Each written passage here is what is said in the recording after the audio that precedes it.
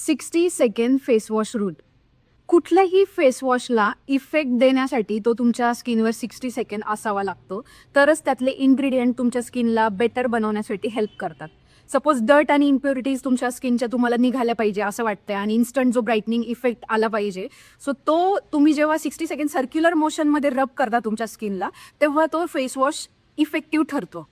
आता सपोज माझ्या स्किनला 2-4 पिंपल आले, so I started using salicylic acid anti acne face wash.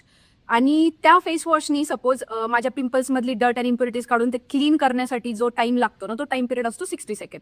So मी जेव्हा तो त्या वेळी व्यवस्थित यूज करल, तेव्हा तो फेस वॉश माझे पिंपल घालवण्यासाठी मला मदत करतो.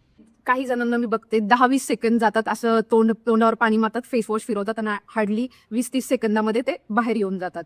सो तसं जर असेल ना, तर तुम्हाला फेस वॉश 100% रिझल्ट नाही देऊ शकत. सो तुम्ही 60 सेकंडपेक्षा कमी वेळ फेस वॉश यूज केला तर त्याचा इफेक्ट तुम्हाला जो रिझल्ट पाहिजे तो मिळत नाही. आणि जर तुम्ही त्याच्यापेक्षा जास्त केलं तर असंही होऊ शकतं की तुमच्या स्किनचं मॉइश्चर निघून जाऊ शकतं. So always remember the rule of 60 second.